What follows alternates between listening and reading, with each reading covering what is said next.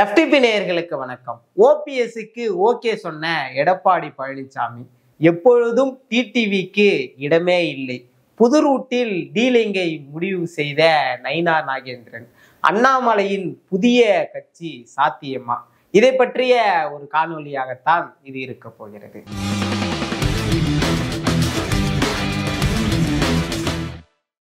April மாதம் அதிமுக பாஜக கூட்டணி உறுதியான நிலையில அதிமுக பாஜக கூட்டணிக்குள்ள வேற எந்தெந்த கட்சிகள்லாம் வரப்போறாங்க அப்படின்னு தமிழ்நாடு முழுக்க எல்லாரும் எதிர்பார்த்துட்டு இருந்தாங்க. அதை பத்தி நாம இது வரைக்கும் ஒரு 100 வீடியோ பேசியிருப்போம். அதிமுகவோட அந்த கட்சி வர போறாங்க, அதிமுக இது ஆக போகுது, பாஜக பாருங்க இப்படி ஒரு கூட்டணி வைக்க போறாங்க, இப்படியெல்லாம் சொல்லிட்டு இருந்த பட்சத்துல இப்ப அதிமுகவும் பாஜகவும் மட்டும் தனித்து நின்றுட்டு இருக்காங்க களத்துல. அதிமுக பக்கம் தேமுதிக வருமா, பாமக வருமா அப்படிலாம் பார்க்கும்போது அது வெறும் கேள்விக்குறியாகவே இருக்கு. இந்த பக்கம் பாஜகவுல பார்த்தோம்னா டிடிவி ஓபிஎஸ் எல்லாம் வெளியே போயிட்டாங்க. அங்க தமிழ் மாநில காங்கிரஸ் போன்ற ஜான் பாண்டியன் போன்ற கட்சிகள் மட்டும்தான் இருக்காங்க. இப்படி பார்க்கும்போது ஒரு புறம் அதிமுக, இன்னொரு புறம் பாஜக, இந்த 2 கட்சிகள் மட்டும் கூட்டணியை வச்சுக்கிட்டு தமிழகத்துல வளமான கூட்டணி, நாங்கள் தான் திமுகவையே எதிர்க்க போற கூட்டணி அப்படியெல்லாம் தமிழ்நாடு முழுக்க பெரிய பிம்பத்தை உருவாக்கி இருந்தாங்க. அது இப்போ செல்லுபடி ஆகிற மாதிரி தெரியல அப்படின்னு நம்மளால பார்க்க முடியுது. இந்த நிலையில தான் நயினார் நாகேந்திரனுக்கு டில்லி தலைமையிலிருந்து நெருக்கம் மேல நெருக்கம், எப்படியாவது பாஜக கூட்டணியிலிருந்து வெளியே சென்ற அனைவரையும் ஒன்றிணைக்க வேண்டும் என்ற செயல்பாடுகள்லாம் நயினார் நாகேந்திரனுக்கு கொடுக்கப்பட்டதால நயினாரும் போய் டிடிவி கிட்ட பேசுறாரு, வேலைக்காவல. ஓபிஎஸ் பக்கம் போனப்ப கொஞ்சம் இப்ப தலை சாய்ந்து இருக்கிறது அப்படிதான் நம்மளால பார்க்க முடியுது. அதனால எடப்பாடி பழனிசாமி அவர்களே என்ன சொல்லி இருக்கிறாராம், டிடிவி வெளியே வந்ததுல இருந்து காட்டமா என்ன விமர்சிக்கிறாரு, எதுக்கு மூஞ்ச மூடிக்கிட்டு போகணும், நான் டிடிவியோட கூட்டணி வச்சா தூக்கு மாட்டி இறந்து போயிடலாம் அப்படின்ற வன்மையான காட்டமான சில விமர்சனங்கள்லாம் டிடிவி வச்சாரு. இப்படிப்பட்டவர் தேசிய ஜனநாயக கூட்டணிக்கு வேணான்னு எடப்பாடியும் ரொம்ப காட்டமா இருக்கிறாராம். அப்ப டிடிவி வேணாம், அப்ப வேற யார்? ஓபிஎஸ்ஐ உள்ள இழுத்தா இபிஎஸ்க்கு என்ன லாபம் அப்படின்னு பார்த்தோம்னா, இதற்கு முன்பாகவே நம்ம சேனல்ல வம்சி அவர்கள் ரொம்ப தெளிவா பேசியிருப்பாரு. எடப்பாடி செய்த தவறுகள் என்னென்ன, அதிலும் பெரிய தவறு என்னன்னா ஓபிஎஸ் அவர்களை கட்சியிலிருந்து நீக்கியது அப்படின்னு. அப்படிப்பட்ட ரொம்ப சாஃப்டான ஒரு மனிதராக இருக்கக்கூடிய ஓபிஎஸ்ஐ உள்ளிழுத்தால் என்ன மாதிரியான மாற்றம் வரும், அதிமுகவில் ஏதேனும் தலைமை மாற்றம் வருமானு கேட்டா நிச்சயம் இருக்க வாய்ப்பில்லை. எடப்பாடியே மீண்டும் பொதுச் செயலாளராக பயணிப்பதற்கான அனைத்து சாத்தியக்கூறுகளும் இருக்கு. இருந்தாலும் தென் மண்டலத்துல அதிமுக வலிமையா இருக்கும். இப்படிப்பட்ட வியூகங்களால இப்பொழுது எடப்பாடி பழனிசாமி அவர்கள் ஓபிஎஸ் அவர்களுக்கு ஓகே சொல்லியிருக்கிறாராம். ஒருவேளை மீண்டும் ஓபிஎஸ் அவர்கள் தேசிய ஜனநாயக கூட்டணியில வந்தா ஓபிஎஸ், பாஜக, அதிமுக இவர்கள் மூன்றும் இணையும் பட்சத்துல தென் மாவட்டத்துல ஒரு பெரிய கிளர்ச்சியை ஏற்படுத்திட முடியுமா என்று கேட்டால் அது சாத்தியம் இல்லை.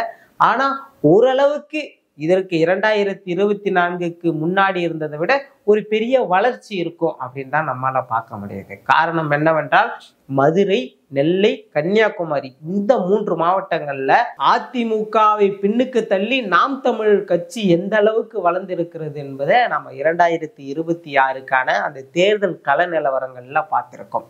அப்ப இதையெல்லாம் வைத்து பார்க்கும் பொழுது அதிமுக கணிசமா தென் மாவட்டங்கள்ல வளரணும்னா அதுக்கு ஓபிஎஸ் உடைய வழிவகை, அவருடைய தேவையானது இன்றும் அதிமுகவிற்கு இருப்பதை போன்ற ஒரு பரவலான பார்வை இருந்து வருகிறது.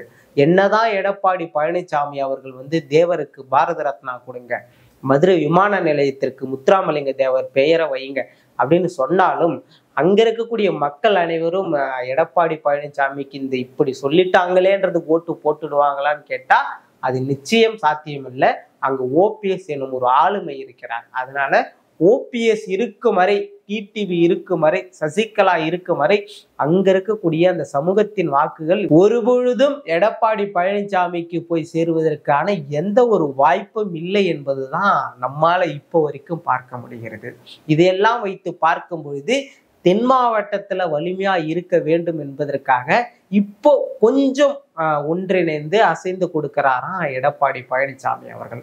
ஒருவேளை மீண்டும் டிடிவி தேசிய ஜனநாயக கூட்டணியில வந்தா பெரிய அளவுல வலிமையா இருக்கும். ஆனா அவர் தான் சொல்லிட்டாரு, எடப்பாடி இருக்கிற இடத்துல இனி நான் இருக்க மாட்டேன் அப்படின்னு சொன்னதால அவருக்கான ஆப்ஷன் வந்து மூடப்பட்டாலும் ஓபிஎஸ்க்கான ஆப்ஷன் வந்து இப்பொழுது தொடர்ந்து இருக்கிறதாக தான் நம்மால பார்க்க முடியுது.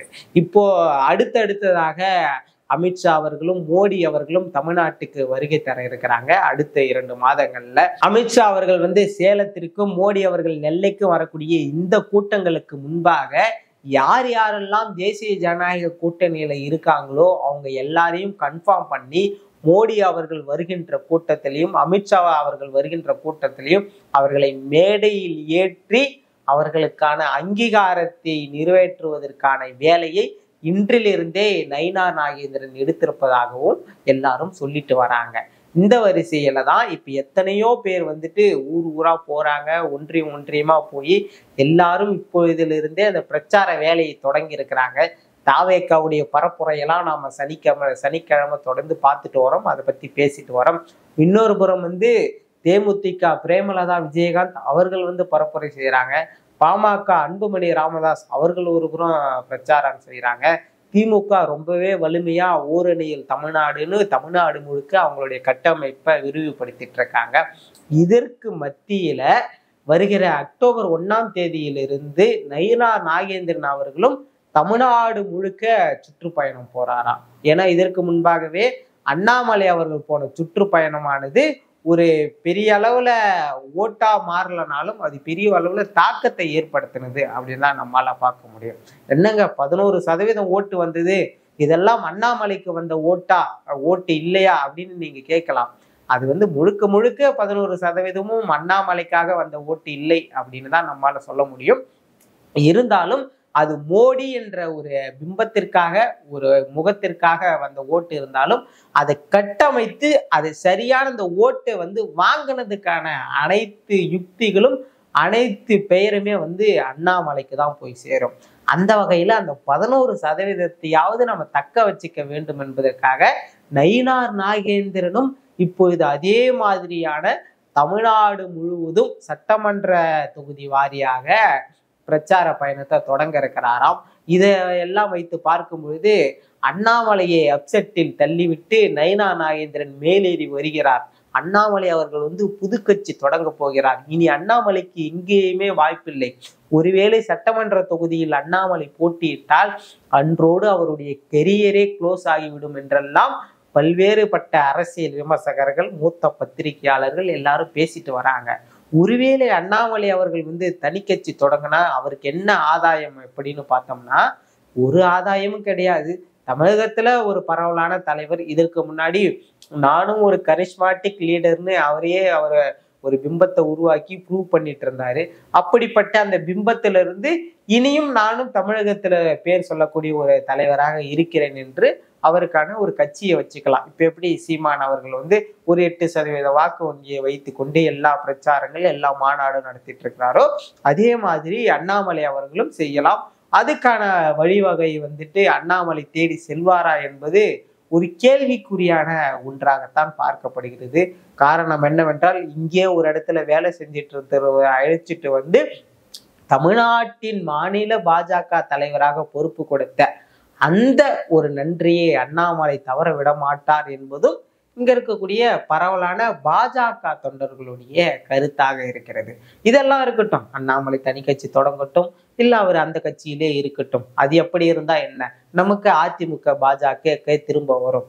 அதிமுக பாஜக கூட்டணி இன்னைக்கு வலுவா இருக்குதான்னு கேட்டா ஆரம்பிச்சப்போ கொஞ்சம் வலுவா இருந்தது, பரவாயில்லங்க.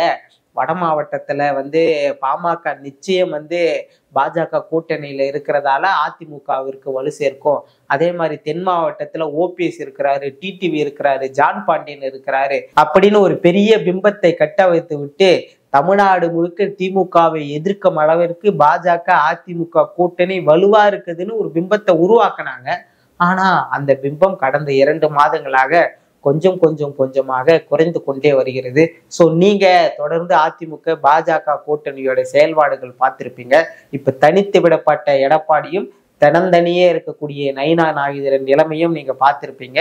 அடுத்த கட்டமா அதிமுக பாஜக என்ன மாதிரியான முடிவுகள்லாம் எடுத்தா சரியான நிலைப்பாட்டோட 2026 தேர்தலை சந்திக்க முடியும்.